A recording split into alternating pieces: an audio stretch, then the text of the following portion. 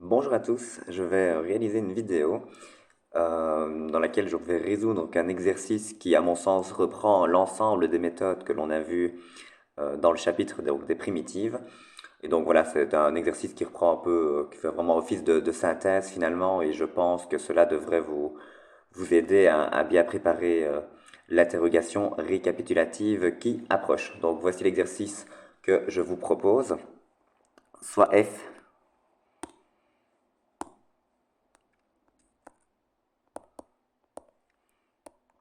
une fonction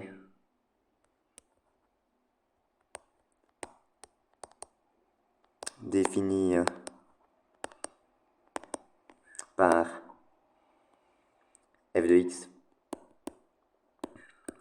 égale 5x carré fois le sinus de x au cube plus 4x fois l'exponentielle de x. Et donc la question que je vous pose, c'est de déterminer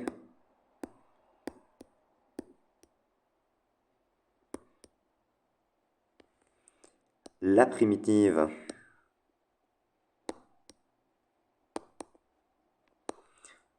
la primitive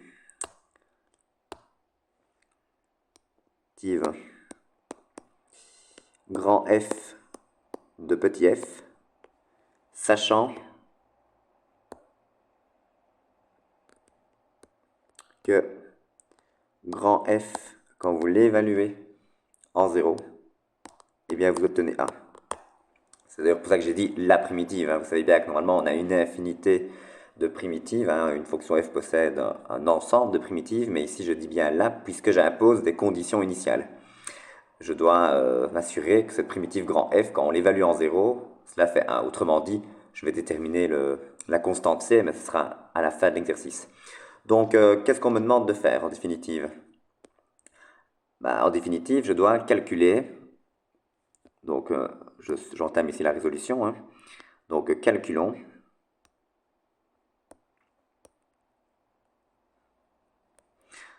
quoi? Primitive de la fonction petit f de x, donc dx. Autrement dit, je dois calculer la primitive suivante. Primitive donc de 5x carré fois le sinus de x au cube plus 4x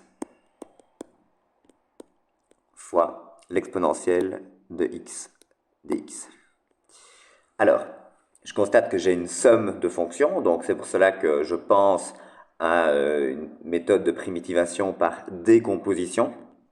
Donc j'y vais, je décompose, je rappelle primitive de, allez je l'écris peut-être en rouge pour faire un petit rappel, primitive par décomposition vous dit que primitive de r fois f plus s fois g, ce n'est rien d'autre que r fois la primitive de f plus s fois la primitive de g.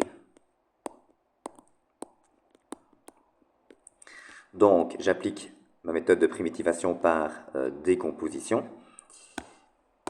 Et donc qu'est-ce que j'obtiens? J'obtiens 5 fois la primitive de x carré fois le sinus de x au cube dx plus...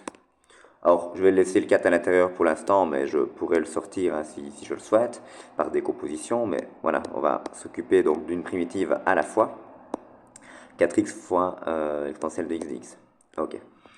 Alors, première primitive, qu'est-ce que je vois? Je vois que j'ai une fonction de fonction, puisque j'ai sinus et x cube. Donc j'ai deux fonctions. Et donc dans ces cas-là, je vous avais dit, souvent ce qui est intéressant à faire dans ces cas-là, c'est de poser t égale à l'intérieur de votre fonction de fonction.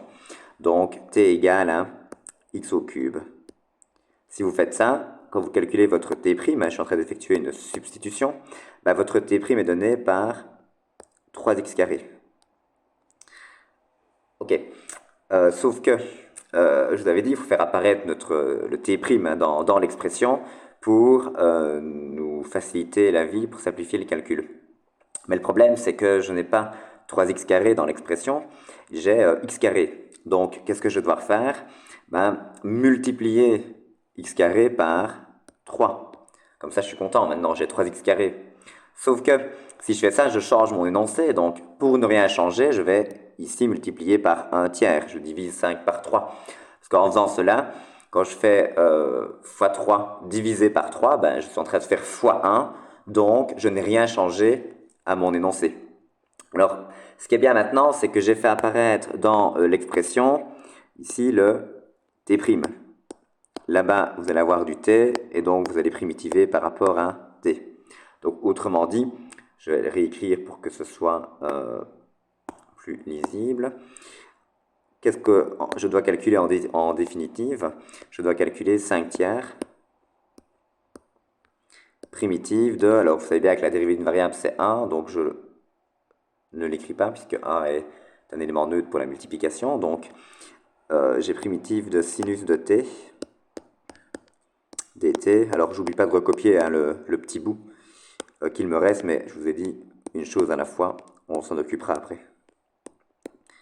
Ok, donc 5 tiers fois primitive donc de sinus de t dt. Primitive de sinus c'est moins cosinus, ça c'est une primitive immédiate. Donc j'obtiens moins 5 tiers fois le cosinus de t plus alors le petit bout. 4x exponentielle de x dx. Alors, cos de t c'est bien beau, mais ce n'est pas du t que j'avais au départ, c'est du x, donc je n'oublie pas de revenir en x, c'était qui t? C'était x cube, donc j'obtiens, pour la première partie, moins 5 tiers fois le cosinus de x au cube, plus primitive de 4x exponentielle de x dx. Alors, ici, j'ai à nouveau un produit de fonction, mais contrairement à tout à l'heure, je n'ai pas de fonction de fonction. Je n'ai pas l'exponentielle d'une autre fonction, j'ai l'exponentielle de x, donc j'ai qu'une seule fonction, qui est la fonction exponentielle. J'ai le produit donc d'un polynôme qui est 4x par une fonction exponentielle, donc c'est pour cela que je pense à la méthode de primitivation par partie.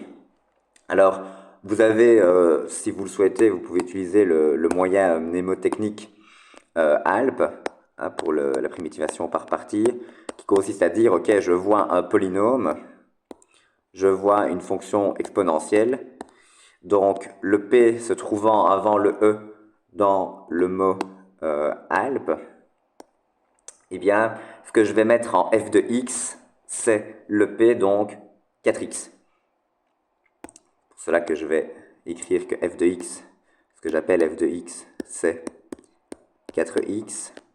Cette fonction f de x, on la dérive pour obtenir f' de x, qui est donc la dérivée de 4x, c'est-à-dire 4.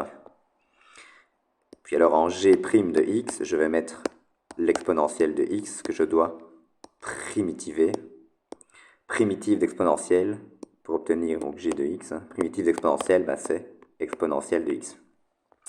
Puis alors là, je vous avais dit, une fois qu'on l'a écrit avec ce petit schéma, finalement, on va faire celui-là fois celui-là, moins primitive de celui-là fois celui-là. Et donc, qu'est-ce que vous obtenez au total? Donc, je recopie le premier morceau, hein, ça j'ai pas le choix. Donc, moins 5 tiers, cosinus de x cube. Alors, alors f fois g, donc plus 4x fois l'exponentielle de x, moins primitive de 4 fois l'exponentielle de x dx. Alors de nouveau, on peut sortir le 4 hein, par décomposition.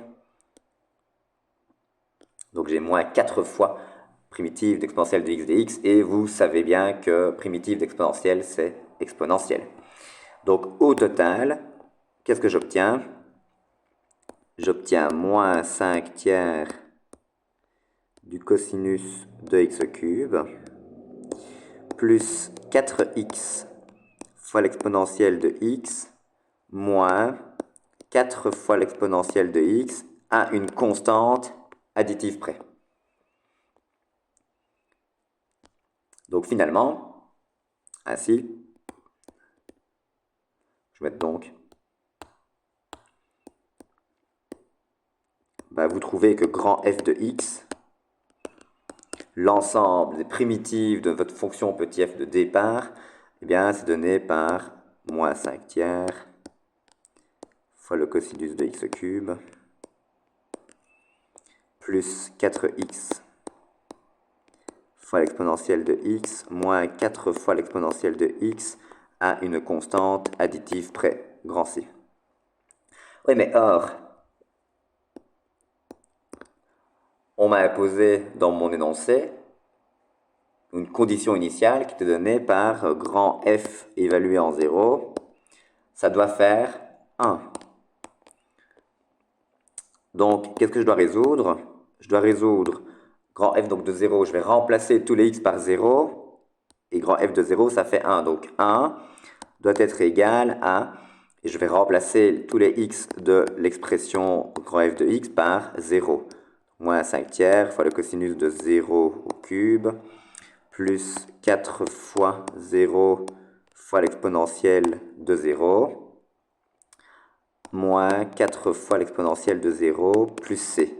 Donc je me retrouve avec une équation à une inconnue qui est c, et donc je vais pouvoir le déterminer. Alors le cosinus de 0, on se rappelle que ça fait 1. Si vous ne le savez plus, faites votre petit cercle sous le côté. L'axe des cosinus, c'est l'axe horizontal, et vous regardez ce qui se passe en 0.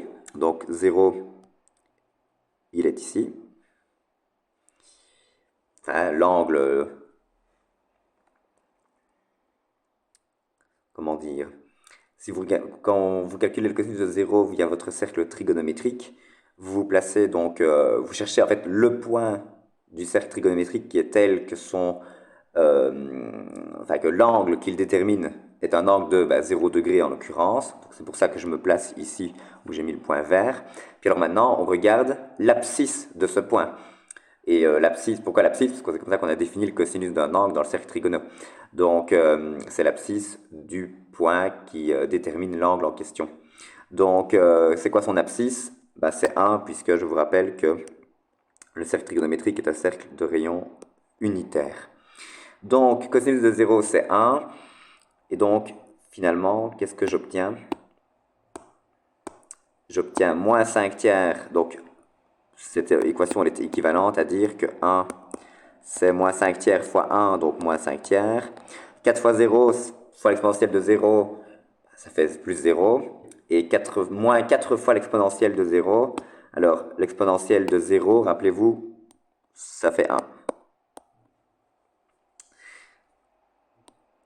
Donc, j'ai moins 4. Donc, 1 égale à moins 5 tiers. Moins 4. Je me suis trompé de stylet. Hop. Moins 4 plus C. Et donc, je continue mon petit bout de chemin pour isoler C. C, ce n'est rien d'autre que 1 plus 5 tiers plus 4. Autrement dit, C, je mets tout sur 3, c'est 3 plus 5 plus 12, donc j'obtiens 20 tiers.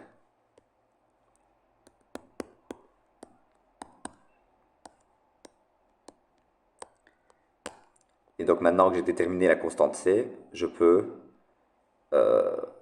clôturer cet exercice en disant que, ainsi, la primitive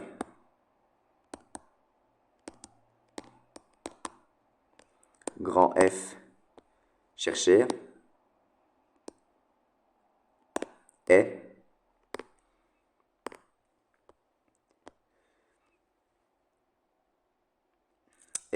définie par